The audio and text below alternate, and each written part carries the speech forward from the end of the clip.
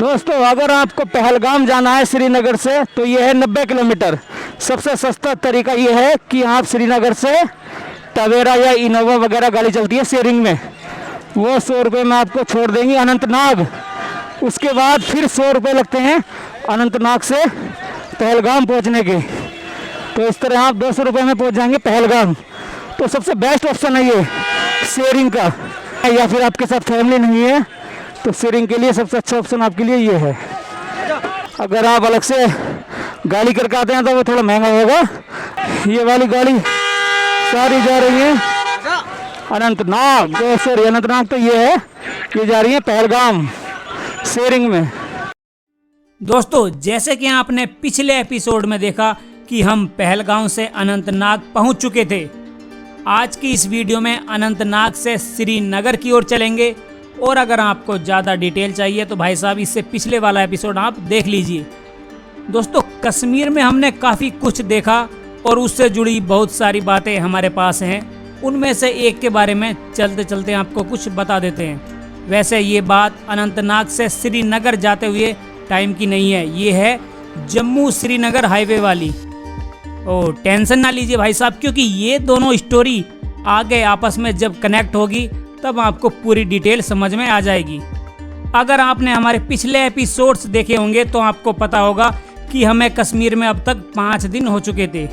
3 जनवरी 2021 को हमारी श्रीनगर एयरपोर्ट से दिल्ली के लिए फ़्लाइट थी, जो हैवी स्नोफॉल के कारण कैंसिल हो गई थी। अब परेशानी ये थी कि यार आखिर घर कैसे पहुंचा जाए, क्योंकि कश्मीर में करीब 1 सप्ताह तक लगातार स्नोफॉल होने की घोषणा हो चुकी थी। इंटरनेट पर अगर हमने देखा तो वहाँ भी 7 से 8 दिन लगातार बर्फबारी दिखा रहा था। श्रीनगर से जम्मू जाने वाले हाईवे पर भी स्नो पड़ी हुई थी और कुछ दिन हाईवे और बंद रहने की बात यहाँ पर चल रही थी। अब फिर घर जाने का कौन सा रास्ता बचा, क्योंकि भैया फ़्लाइट बंद है, हाईवे बंद है, तो घर कैसे पहुँचे।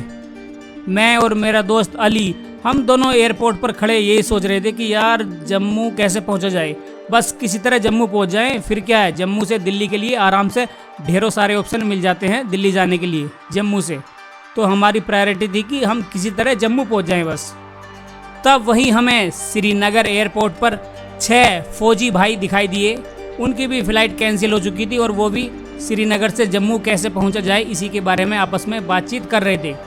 वैसे घर पहुंचने की जल्दी हमें भी थी, लेकिन बेचारे उन फौजियों के बारे में सोचो यार, जो बहुत लंबे समय के बाद कुछ दिन की छुट्टी लेकर अपने घर परिवारों से मिलने जा रहे हों। और तब ऊपर से ये पता चल जाए कि स्नोफॉल के कारण हाईवे, ट्रेन और फ्लाइट वगैरह सब करीब 1 सप्ताह तक बंद है। मतलब वहाँ उस दौरान घर नहीं जा सकते। तो फिर सोचो उनको कैसा लगा होगा यार। छुट्टी के 8 दिन अगर वो यहीं रुकेंगे तो यही ऐसे ही बीत जाएंगे, मतलब उनकी छुट्टी बेकार चली जाएगी। और उनमें से बहुत सारे ऐसे भी होंगे ना कि जिनकी कुल छुट्टी ही वो 8 लेकर आए हों, तो उस कंडीशन में क्या होगा। अब देखिए, उन 5 फौजियों में से एक की थी 3 दिन बाद शादी। अब उनको तो घर पहुंचना और ज़्यादा ज़रूरी था, क्योंकि भैया उनकी खुद की शादी है। तब हमने अपने पास खड़े हुए उन फौजी भाइयों की बात सुनी और लगा कि वो भी जम्मू जाना चाहते हैं। तो हमने उनसे बात की कि सर अगर आप कंफर्टेबल हो तो हमें भी ले चलिए जम्मू अपने साथ, क्योंकि हम तो हैं 2 और भैया 2 के लिए तो कोई गाड़ी ले नहीं जाएगा, उसे तो पूरी गाड़ी भरकर चाहिए या फिर पूरा किराया चाहिए। अगर हम 2 करेंगे, 2 के लिए गाड़ी करेंगे तो बहुत ज़्यादा महंगी बैठेगी, और अगर शेयरिंग में इस तरह से चलेंगे तो वो सस्ती बैठ जाएगी। उन्हें भी लगा फौजियों को कि चलो हम 6 हैं और अगर ये 2 हो जाएंगे तो पूरे 8 हो जाएंगे, 8 में गाड़ी चलने के लिए तैयार है। उन्होंने हमसे कहा कि हमारे साथ चलने में आपकी जान को खतरा हो सकता है, आप किसी भी सिविलियन गाड़ी में सिविलियन के साथ आ जाइए। मुझे और अली को पता तो था कि वो क्या कहना चाह रहे हैं, और फौजियों के साथ कश्मीर में हाईवे पर चलने में क्या हो सकता है ये भी हमें जानकारी थी। हमें कुछ लोगों ने कश्मीर में बताया था, वहीं श्रीनगर में 1-2 दिन पहले, कि कोशिश करना कि फ़्लाइट से ही जाओ, हाईवे से नहीं। और भैया फौजियों से भरी हुई कार में तो बिल्कुल भी मत बैठिएगा, ऐसा वहाँ कुछ लोग बता रहे थे 2-4 दिन पहले। वो क्यों, वो हम आपको आगे बताएंगे। लेकिन सब बातों को जानते पहचानते हुए हमें पता था कि इनके साथ बैठने में हमें कुछ दिक्कत हो सकती है जान की, लेकिन हम उनके साथ चलने को तैयार हो गए, क्योंकि फौजी भाइयों के साथ यात्रा करना और उनसे बातचीत करते हुए जाना उनके अनुभव, चुनौतियों, प्राउड मोमेंट और कश्मीर में उनके साथ होने वाली दिक्कत परेशानियों को हम नज़दीक से जानना चाहते थे। अब जब श्रीनगर से जम्मू 8-10 घंटों का सफ़र है तो हमने सोचा कि अपने भाइयों के साथ ऐसे ही आराम से बात करते करते सफ़र कट जाएगा और इस दौरान हम कश्मीर को और ज़्यादा पास से जान भी लेंगे। तब सबने मिलकर श्रीनगर एयरपोर्ट के पास टैक्सी स्टैंड से एक गाड़ी वाले से बात की और हमने पूछा कि भाई क्या श्रीनगर जम्मू वाला हाईवे से बर्फ़ हट गई, मतलब कि रास्ता खुला हुआ है या नहीं खुला हुआ, क्योंकि हमें पता था कि रात भर से स्नोफॉल हो रही है तो हो सकता है कि हाईवे बंद हो गया हो। पर भैया उस कश्मीरी ड्राइवर ने पता नहीं कैसे मीठा बोल बोलकर भरोसा दिला दिया कि हाँ भाई साहब कैसी बात कर रहे हो यार, इतनी सी बर्फ से थोड़ी हाईवे बंद होगा, सब रास्ते खुले हुए हैं, यहाँ की सरकार हाथों हाथ सफाई करवाती रहती है हाईवे की और रास्ते साफ होते रहते हैं, मतलब बर्फ हटा दी गई है, सब रास्ता खुला हुआ है, आप हमारी गाड़ी में बैठो, हम आपको आराम से जम्मू छोड़ देंगे। मैं चल भाई, जब इतने कॉन्फिडेंस से वो कह रहा है तो हमने भी सोचा कि क्या पता रास्ता खुला हो। गाड़ी वाले ने भी सोचा होगा कि यार ये कश्मीर पहुँचे या ना पहुँचे, उसे तो पैसे मिल ही जाएंगे गाड़ी वाले को।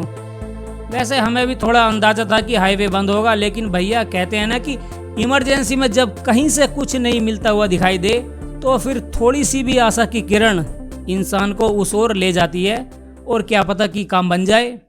हमें जिनकी 3 दिन बाद शादी थी उनकी ज़्यादा फिक्र थी कि भैया कम से कम दूल्हे को तो टाइम से पहुंचा दे, हम तो बाद में भी पहुंच जाएंगे।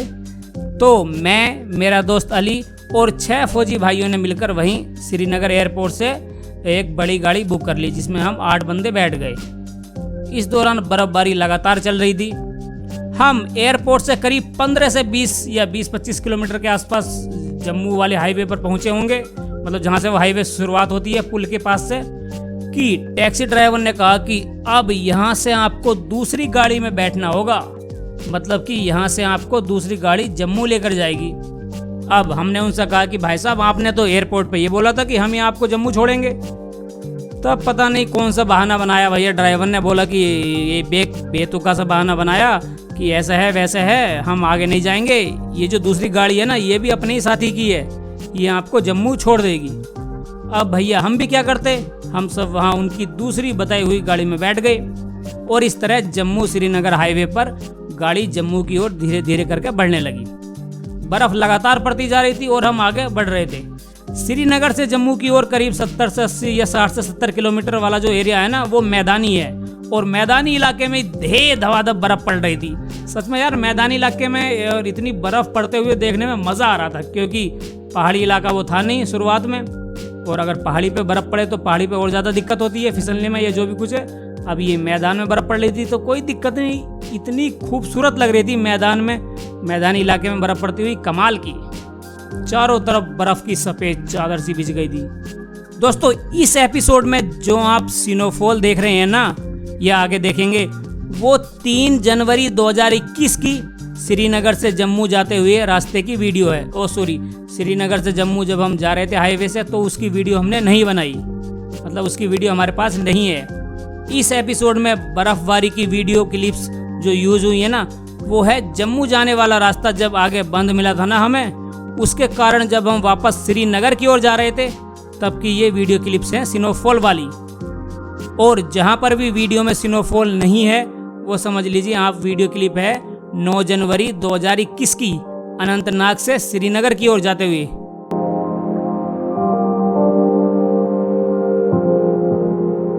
वैसे भी जम्मू से श्रीनगर वाला रास्ता हो या फिर अनंतनाग से श्रीनगर वाला रास्ता, एक पॉइंट पर आकर दोनों आपस में मिल जाते हैं, जिससे कि आगे श्रीनगर वाला रास्ता सेम हो जाता है।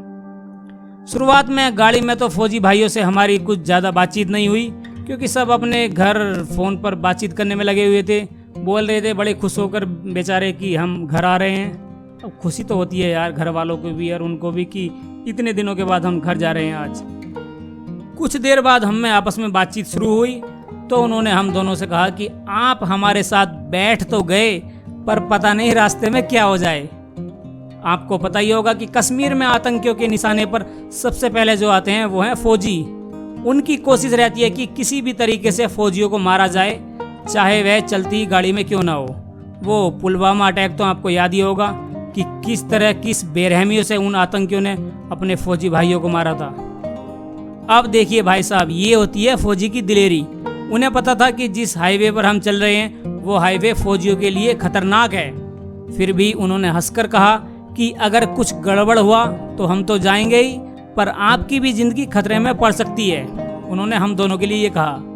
अब हमारे लिए ये हंसने वाली बात तो थी नहीं, पर क्योंकि ये सब हमें पहले से ही पता था कि इस रास्ते पर इनके साथ बैठने पर हमारे साथ क्या हो सकता है, तो जब हमें पहले से पता था तो भैया हम भी मुस्कुरा दिए कि मैं चलो जो भी होगा देखा जाएगा। दोस्तों, भले ही ये गाड़ी फौजियों की नहीं थी, लेकिन थे तो उसमें फौजी ही ना। ज़्यादातर तो हम सिविलियन थे और वो 6 फौजी थे, तो ऐसे में अटैक होने की संभावना थोड़ी बहुत बन जाती है।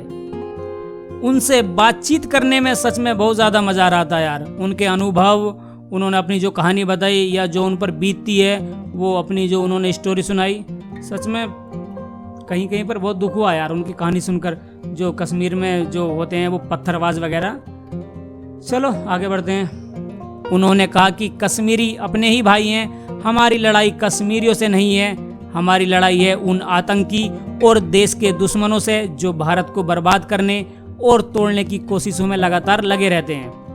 ऐसी ही हमें बातचीत चलती रही, हम उनको जानते रहे और अपने वो कुछ किस्से कहानियाँ जो स्टोरी उनके साथ बीती होती है वो हमको बताते गए कि ऐसा हुआ था, वहाँ ऐसा हुआ था। फौजी भाई से सच में बहुत कुछ जानने समझने को मिला। अब भैया सब बातें यहाँ जो उन्होंने फौजियों ने हमसे बताई वो मैं आपको यहाँ नहीं बता सकता, क्योंकि अगर पूरी स्टोरी मैं आपको यहाँ बताने लग गया तो भैया ये एपिसोड बहुत ज़्यादा लंबा हो जाएगा। इसके बारे में फिर कभी बात कर लेंगे। सच में यार, देश की सुरक्षा के लिए अपनी जान पर खेल जाने वाले उन सारे बहादुर सैनिकों को मैं सैल्यूट करता हूँ जो पत्थर और गोली दोनों हंसकर खाते हैं और देश की एकता अखंडता को बनाए रखने के लिए अपना सब कुछ न्योछावर कर देते हैं। इस बात पर मुझे LOC कारगिल का वो गाना याद आ रहा है। कल पर्वतों पे कहीं बरसी थी जब गोलियां, हम लोग थे साथ में और हौसले थे जवां। अब तक चट्टानों पे है अपने लहू के निशान। साथी मुबारक तुम्हें ये जश्न हो जीत का, बस इतना याद रहे एक साथी और भी था। हाँ तो चलिए अब आगे की ओर बढ़ते हैं। श्रीनगर से करीब 60-70 या 70-80 किलोमीटर आगे बढ़ने के बाद पता चला कि भैया हैवी स्नोफॉल और लैंडस्लाइड के चलते जम्मू की तरफ जाने वाला रास्ता पूरी तरह से बंद है। अब सब सोचने लगे कि यार इतनी दूरी तय कर गए, यहाँ तक तो पहुँच गए, पर आगे का रास्ता बंद है, अब क्या करें। अब हमारे पास था भी क्या, मतलब हम कर भी क्या सकते थे। कुछ देर ऐसे ही बैठे रहे। सड़क पर एक आदमी चाय बेचने आ गया तो भैया उसकी चाय पी ली। पैसे दिए यार, ऐसी बात नहीं है, फ्री में नहीं पी। और सोचा कि यहीं कहीं सड़क के आसपास होटल में किसी में कमरा ले लेते हैं और जब आगे का रास्ता खुल जाएगा तो हम यहाँ से निकल जाएंगे। लेकिन तभी मालूम हुआ कि ये रास्ता पता नहीं कब खुलेगा, क्योंकि जैसे कि मैंने आपको पहले बताया कि अगले 7 से 8 दिन तक तगड़ी बर्फबारी होने की संभावना जताई गई थी। तो ये उम्मीद हम कैसे कर सकते थे कि इतने टाइम बाद ये रास्ता खुल जाएगा। अब जब हमें टाइम ही नहीं पता तो यहाँ होटल लेके क्या करेंगे। एक तो इतना महंगा होटल मिलेगा यहाँ इमरजेंसी में, बहुत ज़्यादा महंगा, तो कोई फ़ायदे नहीं है। तब कुछ देर सोच विचार करने के बाद हमने सोचा कि इससे अच्छा तो ये है कि भैया यहाँ से श्रीनगर वापस चला जाए और वहीं पर श्रीनगर में ही होटल लेंगे। जब मौसम खुलेगा, फ़्लाइट खुलेंगी या हाईवे खुलेगा तो हम तब दोबारा आ जाएंगे, क्योंकि यहाँ इतना महंगा होटल कौन लेवे। अब भैया हम सब ने ऐसे ही मिलकर विचार बनाया, गाड़ी मोड़ दी वापस श्रीनगर की ओर और श्रीनगर जाने लगे। इस एपिसोड में स्नोफॉल की जो वीडियो है ना, वो वापसी में इसी रास्ते से श्रीनगर की ओर जाते हुए रास्ते की वीडियो है। अब इसके बाद जब वापस श्रीनगर हम पहुंच गए तो हमने गाड़ी से उतरकर अपने फौजी भाइयों को जय हिंद बोला। बदले में भी उन्होंने जय हिंद बोलकर वो भी अपने फौजी कैंप में चले गए। अब अब पता नहीं वो सब कैसे और कब घर पहुंचे होंगे। खास तौर पर हमें उस फौजी की फिक्र थी बेचारे की, जिसकी 3 दिन बाद शादी थी। अब पता नहीं उनका क्या हुआ होगा। हमने अगले दिन उन्हें फ़ोन किया, तब भी ये पता चला कि वो सब जो हैं अगले दिन भी श्रीनगर में ही थे। अब देखिए 3 दिन में से 1 दिन और कम हो गया, अब बचे 2 दिन, मतलब 2 दिन बाद उनकी शादी थी। इसके बाद जब अगले दिन हमने उन्हें फ़ोन किया तो फ़ोन बंद आ रहा था। अब जब फ़ोन बंद आ रहा था तो हमें पता नहीं चल पाया कि जिस फौजी भाई की शादी थी वो टाइम से पहुँचे या नहीं पहुँचे। वैसे तो मेरे हिसाब से नहीं पहुँचे होंगे, क्योंकि मौसम लगातार ख़राब होता जा रहा था और फ्लाइट और हाईवे सब बंद थे, तो फिर कैसे पहुँचे होंगे। शायद शादी की डेट ही उन्होंने कुछ आगे बढ़ाई होगी। तो भैया ऐसी होती है अपने फौजी भाइयों की लाइफ। आसान नहीं है भाई साहब, फौजी की लाइफ बहुत तगड़ा संघर्ष है। हाँ तो दोस्तों, ये सब मैंने आपको इसलिए भी बताया क्योंकि अगर आप कभी कश्मीर आ रहे हैं तो सबसे पहले आप वरीयता दीजिए फ्लाइट को, क्योंकि जम्मू श्रीनगर हाईवे पर कुछ किलोमीटर के बाद पहाड़ी एरिया शुरू हो जाता है, जहाँ पर लैंडस्लाइड बहुत कॉमन बात है, जिस कारण सड़क आपको बंद मिल सकती है, या फिर हो सकता है कि इनके अलावा और भी कई चुनौतियों का सामना आपको करना पड़े। भले ही आप 2-4 दिन कश्मीर में और एक्स्ट्रा रुक जाइए, पर भाई साहब आप प्रायोरिटी दीजिए फ्लाइट को कि हमें फ्लाइट से ही जाना है। हाँ, अगर आपके साथ कोई मजबूरी है या किसी कारणवश फ्लाइट आपको ना मिले तो जम्मू के लिए बाई रोड निकलने से पहले श्रीनगर या जहाँ कहीं भी आप कश्मीर में हो वहाँ मालूम कर लीजिए किसी से, लोकल वाले से या कहीं से भी, कि हाईवे खुला है या नहीं खुला। वैसे ये जरूरी भी नहीं कि सारे टैक्सी वाले एक जैसे ही हों, पर ज़्यादातर केस में पैसे कमाने के लिए टैक्सी वाले जानबूझकर झूठ बोल देते हैं कि हाँ रास्ता खुला है, आप हमारे साथ बैठो, हम आपको जम्मू छोड़ देंगे। जैसे टैक्सी वाले ने हमारे साथ किया, तो मैं नहीं चाहता कि आप अगर कभी जाएं और बाई रोड से आपको आना पड़े ख़राब मौसम में, तो आपके साथ भी ऐसा ही हो। इसलिए ये सब मैं आपको कहानी बता रहा हूँ। अब देखिए ऐसे में क्या दिक्कत होती है, ऐसे में ना जो जहाँ आपकी गाड़ी रुकेगी जहाँ पर, तो वहाँ होटल बहुत महंगे होंगे, या फिर अगर आप वापस भी आना चाहोगे तो फिर गाड़ी वाला भी एक्स्ट्रा चार्ज लेगा। सर्दियों में क्या होता है ना कि हाईवे एक दिन करके खुलता है, जैसे एक दिन जम्मू से श्रीनगर के लिए खुल गया और दूसरे दिन श्रीनगर से जम्मू के लिए, इस तरह हाईवे ये खुलता है। ये हमें इन्होंने बताया था। हमें श्रीनगर में ही पता चला कि शाम को रोज 5 से 6 बजे के बीच एक फ़ोन नंबर पर फ़ोन करके आप पूछ सकते हैं कि रास्ता खुला है या नहीं खुला। वो नंबर तो हमें याद नहीं रहा जिस पर हम कॉल करके पूछ सकते हैं, पर इंटरनेट पर एक वेबसाइट मिली jktrafficpolice.nic.in। इस वेबसाइट पे कुछ नंबर लिखे हुए हैं जैसा आप देख सकते हैं। चाहे तो आप इन नंबरों पर कॉल करके हाईवे के स्टेटस के बारे में जान सकते हैं। देखो हमें ये नहीं पता कि ये नंबर सही हैं गलत हैं, या इन पर कोई रेस्पॉन्स करता भी है या नहीं करता। हमने इनको कॉल नहीं की, तो हमें इनके नंबरों के वेरीफाई होने की या इनसे जवाब मिलने की कोई वो नहीं है, अंदाज़ा नहीं है। आप अपनी तरफ से देख लीजिए, अगर आपको कोई रेस्पॉन्स मिलता है तो ठीक है। वैसे यार एक बात कहूँ, हम जितना भी जम्मू श्रीनगर हाईवे पर गए वो बहुत कमाल का, बहुत खूबसूरत रास्ता है। और हमने तो अभी अपना पहाड़ी सफ़र शुरू भी नहीं किया था। श्रीनगर से करीब 70-80 किलोमीटर के बाद पहाड़ शुरू होते हैं। हम तो मैदानी इलाके में अभी चल रहे थे। उसके बाद कहते हैं कि बहुत ज़्यादा खूबसूरत रास्ता है। अब देखिए हाईवे पर कभी कभी कुछ घटनाएं हो जाती हैं जिससे कि टूरिस्टों के मन में थोड़ी बहुत असुरक्षा का भाव पैदा हो जाता है। कुछ सावधानियों को अगर आप ध्यान में रखोगे तो रास्ते को आप सुरक्षित कह सकते हैं। इस बार तो हमें बीच में ही सफ़र से लौटना पड़ा, पर यार एक बार कश्मीर बाई रोड जरूर जाना है यार। सच में देखना है रास्ते की खूबसूरती को, कि आगे किस तरह के पहाड़ हैं, कौन सी टनल आती है और सब कुछ। देखिए दोस्तों, कहते हैं ना कि जो भी कुछ होता है अच्छे के लिए होता है। अब फौजी भाइयों के लिए फ़्लाइट कैंसिल होना तो अच्छा नहीं रहा, पर हमारे लिए अच्छा रहा, क्योंकि इसके बाद हम करीब 7 से 8 दिन और एक्स्ट्रा कश्मीर में हमें ठहरने का मौका मिल गया। और समय रहते आसपास के जितने भी जगह हम जा सकते थे जो खुली थी, हम वहाँ चले गए उनको देखने के लिए। अब खर्चा भी हमारा ठीक ठाक हो गया भाई साहब। खर्चे के बारे में क्या बताऊँ मैं, बस ये मान लो कि कश्मीर ने जान निकाल दी। गुलमर्ग और डल लेक तो हम फ़्लाइट कैंसिल होने से पहले ही घूम चुके थे। इसके बाद श्रीनगर लोकल के कुछ स्थानों पर हम गए, और फिर जब सुना कि पहलगाम का रास्ता खुल गया तो भैया हम श्रीनगर से पहलगाम घूमने के लिए निकल गए। सोनमर्ग इसलिए नहीं जा सके क्योंकि तब वहाँ जाने वाला रास्ता बंद था। अब देखिए, हम सोचकर तो आए थे कि 5 दिन कश्मीर में रुकेंगे, पर भैया कुल मिलाकर हो गए 12 से 13 दिन हम कश्मीर में रुके। इस दौरान सच में कश्मीर के बारे में बहुत कुछ जानने और देखने को मिला।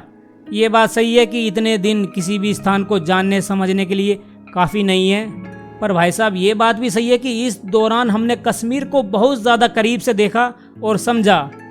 जो भी कश्मीर के बारे में बोला जाता है, लगभग हर पहलू को हमने वहाँ जाकर देखा कि आखिर सच्चाई क्या है।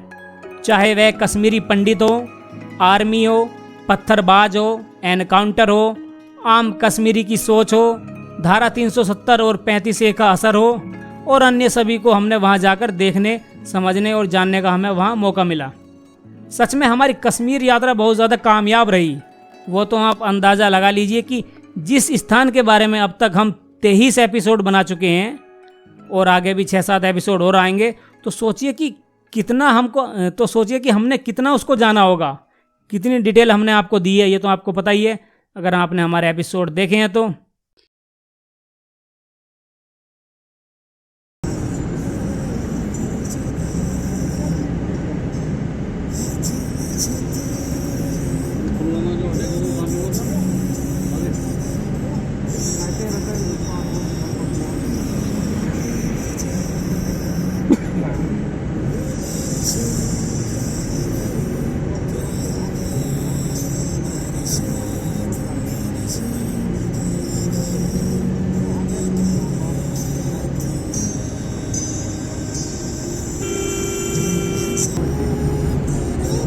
वही रोड है, पुलवामा अटैक पर रोड है,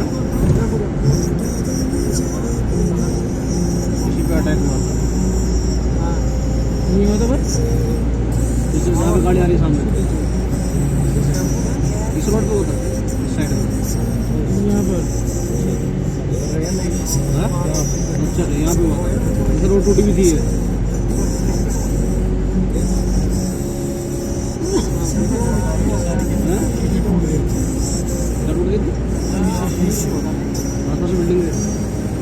बिल्डिंग है ना, शीशे टूट गए। शीशे इतना तेज था धमाका, और चोट गए थे ना बस के। तो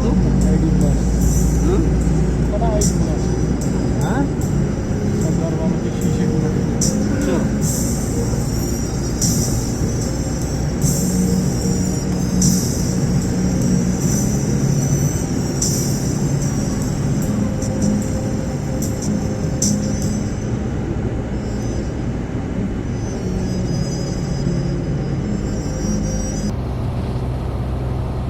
इसी रोड पे हुआ था, इसी रोड पे आगे।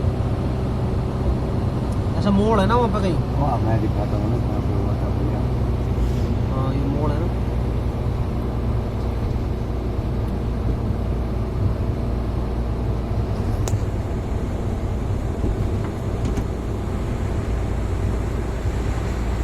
पुलवामा का अटैक हुआ था कि यहाँ पे हुआ था। यहाँ हुआ था अटैक? हाँ, यहीं पे।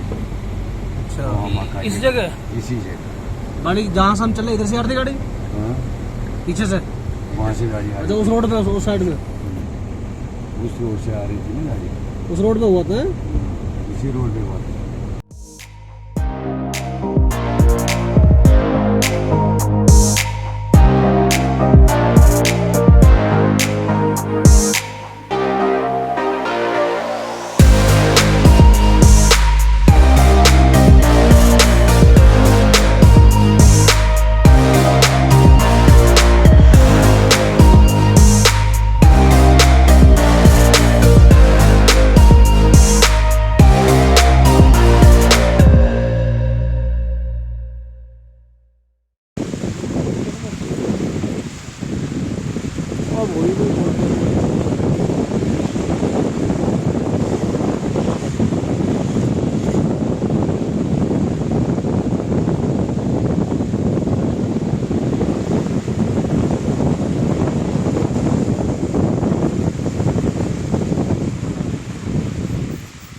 बर्फबारी हो रही है भाई साहब। जहाँ कह रहे थे कि बर्फ़ मिले, अब इतनी मिल रही कि अब मन कर रहा है कि बस और नहीं।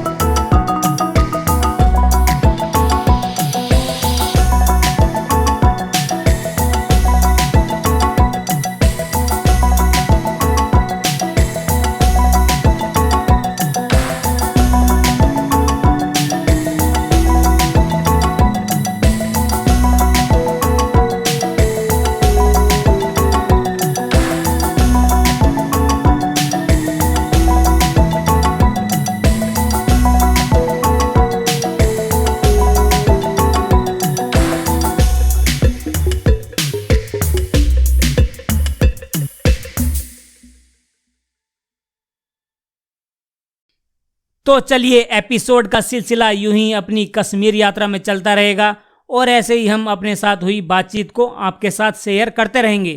तो मिलते हैं अगले एपिसोड 25 में पहलगांव में। तब तक के लिए जय हिंद। तो इस समय हम आए हैं पहलगांव में, जम्मू कश्मीर के अनंतनाग जिले में। बहुत खूबसूरत जगह है ये पहलगांव, और भाई साहब यकीन मानिए बहुत ही खूबसूरत है। यहाँ से भी अमरनाथ के लिए यात्रा शुरू होती है। दरअसल अमरनाथ यात्रा के लिए 2 रास्ते हैं, उसमें से ये पहलगांव का भी है। और ये भाई लोगों की गाड़ी फंस चुकी है, इसको हम निकलवाने के लिए धक्का लगाते हैं।